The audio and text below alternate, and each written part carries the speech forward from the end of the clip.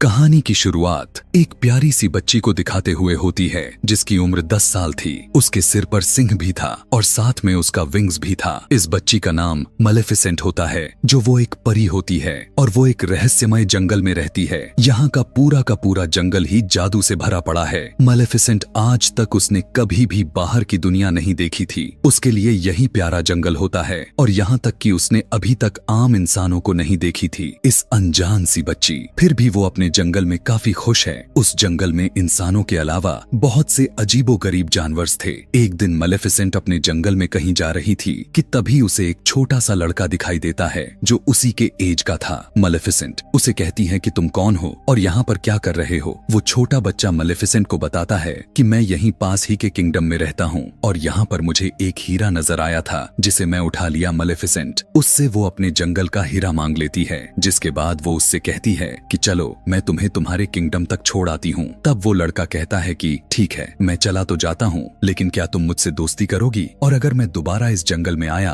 तो क्या हम खेल सकते हैं। तब मलेफिसेंट कहती है कि यह जादुई जंगल है, इसलिए तुम्हारा यहाँ पर आना ठीक तो नहीं है, लेकिन इस बात के लिए सोचेंगे। अब जाने से पहले दोनों हैंडशेक करते हैं। तब मलेफिसेंट को कुछ करंट जैसा लगता है, वो इसलिए क्योंकि उस लड़के के पहने गए लोहे की रिंग से लगा था। मलेफिसेंट उसे बताती है कि लोहा परियों को जला देता है, तो आइंदा अगली बार आना तो इसे पहनकर मत आना। इसके बाद वो लड़का अपने किंगडम में वापस चला जाता है, लेकिन जो किंगडम से वो बच्चा आया था वो किंगडम इस किंगडम पर कब्जा करना चाहता था और इस लड़के के माता पिता भी जिंदा नहीं थे। लेकिन इसी के साथ इन दोनों में काफी अच्छी दोस्ती हो गई थी और इन दोनों को ऐसा फील ही नहीं होता कि ये दोनों एक दूसरे दुश्मन किंगडम से हैं। ये दोनों एक साथ खेलते रहे और इसी के तरह कई साल गुजर जाते हैं। वो लड़का हर रोज यहाँ आता और दोनों साथ में मिलकर खेलते रहते और इसी के साथ काफी दिन गुजर जाते हैं और दोनों 16 साल के हो गए थे और एक दूसरे को पसंद करने लगे थे। मलेफिसेंट को लगता था कि इंसान परियों के दुश्मन नहीं हैं, वो बहुत अच्छे होते हैं। उसे ये भी नहीं पता था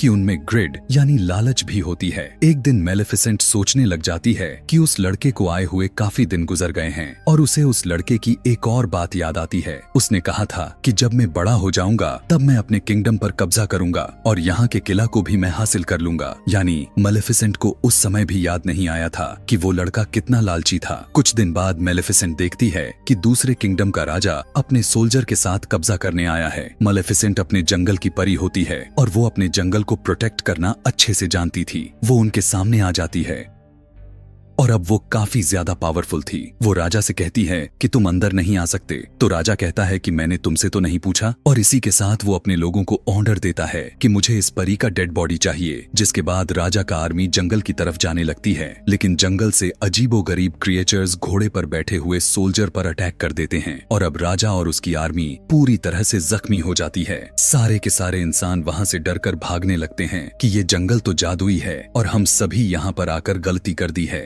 जिसके बाद राजा अपने किंगडम में वापस चला जाता है। वो अब काफी बूढ़ा और काफी ज्यादा कमजोर भी हो चुका था, इसलिए वो सभी लोगों को इकट्ठा करके कहता है कि तुम सब जानते हो ना कि उस जंगल में कितना ज्यादा खजाना है और मैं शुरू से चाहता था कि हम उस जंगल पर कब्जा करेंगे, लेकिन अब मेरी इतनी बुरी हालत को देखकर नहीं लगता है कि मैं वहाँ पर जाकर लड़ सकता हूँ। लेकिन अब मैं तुम सभी से एक वादा करता हूँ कि जिसने भी उस मलेफिसेंट को मार दिया मैं उसकी शादी अपनी बेटी से कर दूंगा। तभी उनमें से एक लड़का बाहर निकल कर आता है और कहने लगता है कि मैं जाऊंगा वहाँ पे। और ये वही लड़का होता है जो मलेफिसेंट के साथ जंगलों में खेला करता था, जिसका नाम स्टीफेन। जिसके बाद स्टीफेन कई साल बाद जंगल में मलेफिसेंट से मिलने के लिए जाता है। मिलने पर मलेफिसेंट उससे पूछती है कि इतने अरसे तुम कहाँ थे, तुम्हें जरा भी ख्याल नहीं आया हमारी दोस्ती का। तब स्टीफेन कहता है कि मुझे माफ कर दो, मैं अपने राजा के कामों के काफी घुल मिल गया था, लेकिन मैं तुम्हें आज तक नहीं भूला और आज भी मैं तुम्हें यही बताने आया हूँ कि मेरा किंगडम का राजा तुम्हें मारना चाहता है, इसीलिए मैं तुम्हारी प्रोटेक्शन यानी तुम्हारी हिफाजत के लिए ही आया हूँ। और आपस में बातें करने लगते हैं। मलेफिसेंट उससे कहती है कि मैंने तुम्हें माफ किया। अब यहाँ पर उसे तो बिल्कुल भी नहीं पता था कि इंसान किस कदर बुरे होते हैं और यह कहते हुए वो उस पर यकीन कर लेती है। लेकिन स्टीफेन बहुत ज्यादा लालची इंसान था। वो उसे नशे की दवाई पिला देता है पानी में और पीते ही वो एकदम से बेहोश हो जाती है। जिसके बाद स्टीफेन अपने चाकू से उसे मारने की कोशिश करता है, लेकिन वो इसमें नाकाम बेजाम रह जाता है। अगली सुबह जब मलेफिसेंट आंखें खोलती हैं तो वो देखती है कि उसके तो पर ही नहीं होते, उसके पीठ पर काफी ज्यादा जख्म होता है। उसे यह देखकर अपने आंखों पर यकीन ही नहीं हो रहा था और वो दर्द से चिल्लाने लगती है क्योंकि अब वो पहले जैसा परी नहीं रही। दूसरी तरफ हम देखते हैं कि स्टीफेन मलेफिसेंट का पर लेकर उसी राजा के पास जाता है और कहता है कि मैंने किया हुआ वादा पूरा कर दिया। इस काम से राजा काफी खुश हो जाता है और वो उसे इस किंगडम का राजा बना देते हैं। दूसरी तरफ जंगल में हमें मलेफिसेंट दिखाई जाती है जो कि काफी उदास थी क्योंकि अब वो उड़ नहीं सकती थी। वो एक जंगल में जा रही होती है, तब वो देखती है कि एक शिकारी एक कौवे को मारने वाला था। उसे यह देखकर रहा नहीं जाता, इसलिए वो फौरन उस कौवे को इंसान बना देती है। वो शिकारी डर कर वहाँ से भाग जाता है।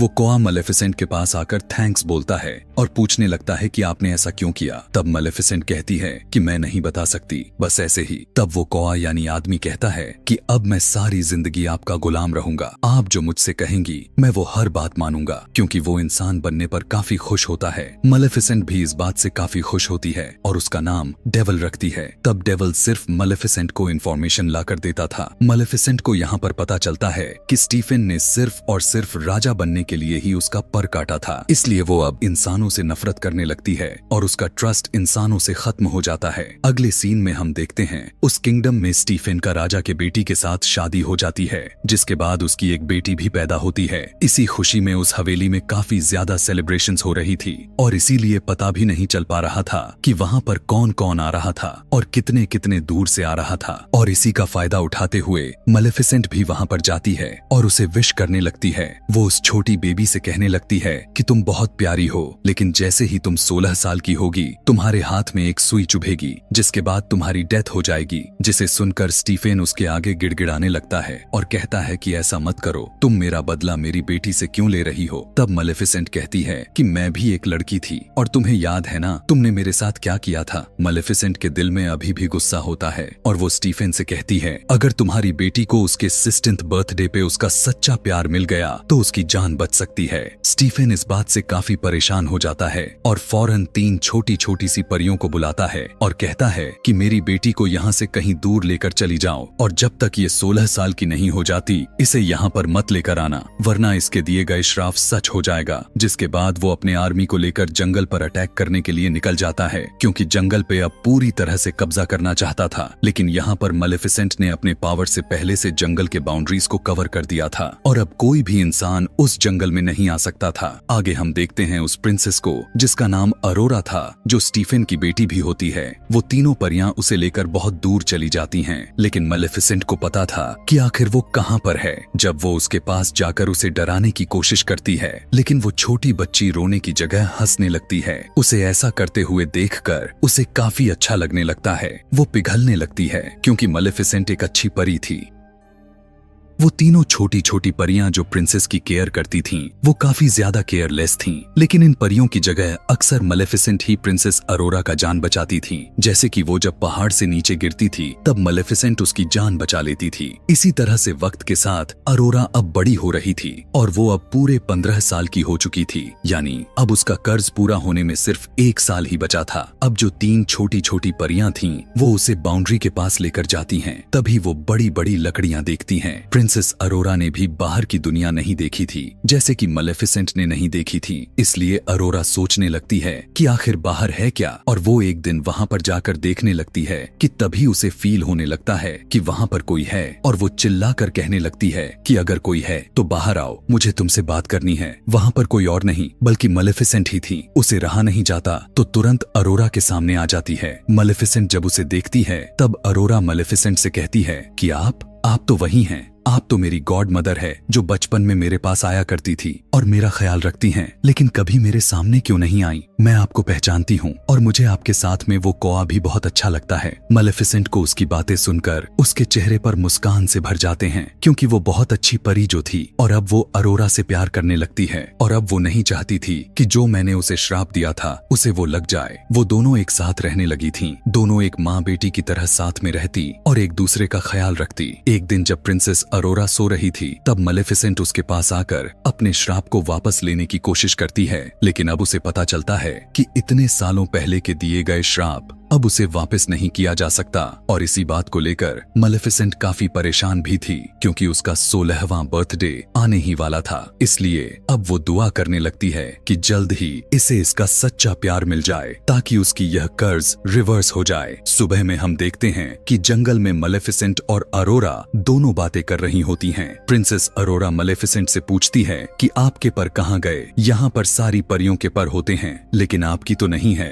उसकी बात सुनकर मलेफिसेंट कहती है कि मेरे भी पर हुआ करते थे, लेकिन किसी इंसान ने उसे मुझसे छीन लिया। जिसने छीना, मैं उनके साथ बहुत खुश थी। मैं आसमान में बहुत ऊंचा उड़ा करती थी और मुझे वो काफी याद भी आते हैं। और वो इस बात को कहते हुए काफी इमोशनल भी हो जाती है। तब प्रिंसेस अरोरा उसे चुप कराती है और कहती है कि आप परेशान ना हो, मेरा कल 16th बर्थडे है। मैं उन तीनों परियों से जिसने मेरा देखभाल करती है, मैं उनसे इजाजत लेकर आपके पास रहने आ जाऊंगी। लेकिन मलेफिसेंट जानती थी कि ऐसा कुछ भी नहीं होने वाला था, जब तक कि उसे उसकी सच्चा प्यार नहीं मिल जाता। जिसके बाद प्रिंसेस अरोरा वहां पर अपने घर जाने लगती है कि तभी रास्ते में उसे एक लड़का दिखाई दे देता है, जो दिखने में काफी ज्यादा हैंडसम और खूबसूरत था। जब वो दोनों एक दूसरे की तरफ देखते हैं, तब दोनों एक दूसरे को पसंद करने लगते हैं। खैर, उसके बाद प्रिंसेस अरोरा वहां से सीधा अपने घर चली जाती है और उन तीनों परियों से कहती है कि मैं अब यहाँ से जाना चाहती हूँ। वो उनसे यहाँ से दूर मलेफिसेंट के पास जाना चाहती थी। तब परियां सोचने लग जाती हैं कि शायद इसे उसकी बात का पता चल चुका है और वो अपने पेरेंट्स के पास जाने के लिए कह रही है।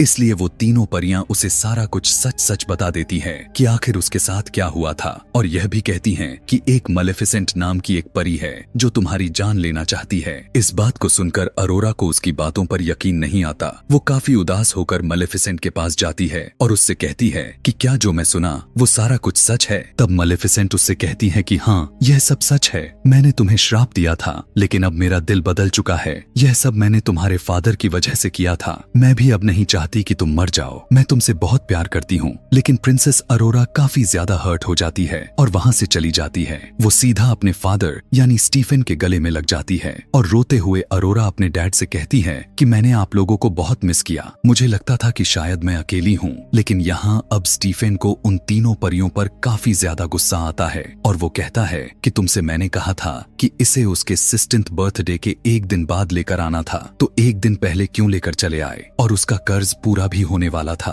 और वो अपने आर्मी से कहता है कि उसे एक कमरे में बंद कर दो जहाँ पर उसके पास कोई भी ना जा पाए। लेकिन वो राजा कर्ज को यानी उस श्राप को रोक थोड़ी सकता था। और अब जैसे ही प्रिंसेस अरोरा का 16th बर्थडे आता है, तो कर्ज के असर में प्रिंसेस अरोरा खुद वहाँ पर चली जाती है, जहाँ पर स्पिनिंग व्हील्स पड़े होते हैं और उन पर सुइयां लगी होती हैं। वो कर्ज की वजह से उस सुई को टच कर लेती है और अचानक से बेहोश होकर गहरी नींद में चली जाती है। राजा बहुत ज्यादा परेशान होकर रोने लगता है, क्योंकि अब उसकी बेटी गहरी नींद में जो थी और अब वो कभी भी उठने वाली नहीं थी। अगले सीन में हम मलेफिसेंट को देखते हैं, जो अरोरा की बात को लेकर काफी दुखी थी और वो उसी लड़के को अपने पास बुलाती है जो उस दिन प्रिंसेस अरोरा को रास्ते में मिला था। मलेफिसेंट को लगता है कि हो सकता है कि शायद ये दोनों एक दूसरे को पसंद करने लगे हों, और अगर यह लड़का प्रिंसेस अरोरा को मिल जाए तो शायद प्रिंसेस अरोरा नींद से उठ जाए। इसलिए वो मलेफिसेंट उस लड़के को बेहोश करके उस जगह पर लेकर जाती है जहाँ पर प्रिंसेस अरोरा गहरी नींद में सो रही थी। अब यहाँ पर जो छोटी छोटी परियां स्टीफन राजा के पास आकर कहती हैं कि आप प्रिंसेस अरोरा के माथे पर किस करें, शायद इससे वो जाग जाए। आप तो उसके पिता हैं और आप भी तो उससे प्यार करते हैं, या हो सकता है आप ही उसका सच्चा प्यार हो। तब स्टीफन गुस्से में आकर उन तीनों परियों से कहता है कि नहीं, मैं कभी भी किसी का सच्चा प्यार तो बिल्कुल नहीं हो सकता। मैंने ही मलेफिसेंट को धोखा दिया और वही वजह है जो यह सब मेरी बेटी के साथ हो रहा है। और अब जब मलेफिसेंट लड़के को लेकर यहाँ पर आती है, तब वो लड़का वो उसके पास जाकर उसे देखने लगता है। तब भी प्रिंसेस अरोरा नहीं जागती। मलेफिसेंट को पता चल जाता है कि यह उसका ट्रू लव तो नहीं है और वो इस बात को लेकर काफी ज्यादा रोने लग जाती है और उसे अपने गलतियों का एहसास होने लगा था और उससे कहती है कि मैं तुम्हें बहुत याद करूंगी, मैं तुम्हारी स्माइल को काफी मिस करूंगी। यह कहते हुए मलेफिसेंट उसके माथे पर किस करती है और वहाँ से जाने लगती है, लेकिन तभी उसके पीछे से आवाज आती है, आप कहाँ जा रही हो? और यह आवाज प्रिंसेस अरोरा की होती है। उसका सच्चा प्यार कोई और नहीं बल्कि मलेफिसेंट मेलेफिसेंट ही थी, क्योंकि वो उसे दिल से प्यार करती थी। प्रिंसेस अरोरा मेलेफिसेंट से कहती है कि मैं आपके साथ जंगल में चलूंगी। तब मेलेफिसेंट उसे अपने साथ लेकर जाने लगती है कि तभी स्टीफेन के लोग उस पर जाल डाल देते हैं। वो लोहे का जाल होता है जो कि परियों को जला सकता था। यहाँ पर सभी सोल्जर मिलकर मेलेफिसेंट को काफी बुरी तरह से मारने लगते हैं। गुस्से में आकर मेलेफिसेंट अपने कौवे को ड्रैगन बना देती है और वो कौवा ड्रैगन बनते ही अपने मुंह से आग निकालने लगता है और सभी सोल्जर को जलाकर राख कर देता है, जिसके बाद मेलेफिसेंट आजाद हो जाती है। लेकिन तभी वहाँ पर किंग स्टीफेन अपने लोगों के साथ आ जाता है और उसने अपने शरीर पर लोहे की शील्ड पहनी होती है ताकि वो हमेशा के लिए मेलेफिसेंट को जान से मार दे। यहाँ दूसरी तरफ प्रिंसेस अरोरा को मेलेफिसेंट का कटा हुआ पर नजर आ जाते हैं और वो पर अब मूव करने लगता है। ऐसा लग रहा था उसे भी पता चल गया है कि मेलेफिसेंट यानी उसकी मालिक उसके पास आई हैं, जिसके बाद प्रिंसेस अरोरा उस पर को आजाद कर देती है और वो पर तुरंत जाकर मेलेफिसेंट के पीछे लग जाता है। मेलेफिसेंट अब तैयार थी उड़ने के लिए और वो स्टीफेन को अपने साथ उड़ाकर आसमान में लेकर जाती है। स्टीफेन उस पर अटैक करने लगता है जिससे दोनों ही नीचे गिरने लगते हैं और स्टीफेन ने मेलेफिसेंट के पर को पकड़ा होता है ताकि वो उड़ ना सके। लेकिन जैसे ही वो दोनों जमीन पर गिरने वाले होते हैं, मेलेफिसेंट अपने पर को खोल लेती है और उड़ जाती है। लेकिन इस वजह से स्टीफेन जमीन पर गिरकर मर जाता है। यानी अब ये लालची आदमी इस दुनिया में नहीं रहा। अगली सुबह में हम देखते हैं कि मेलेफिसेंट उन सभी बाउंड्रीज को हटा देती है जो उसने जंगल को घेरा हुआ था। वहाँ पर अब दोबारा से फूल खिलने लगते हैं और उस जंगल के सभी लोग मजे से रहने लगते हैं। जिसके बाद मेलेफिसेंट प्रिंसेस अरोरा से कहती है कि आज से तुम इस जंगल की रानी हो। इस तरह से वहाँ पर किंगडम और ये जंगल दोनों आपस में मिल जाते हैं और सभी के सभी हंसी खुशी से अपनी जिंदगी गुजारने लगते हैं। और यहीं पर मेलेफिसेंट का पार्ट 1 खत्म हो जाता है।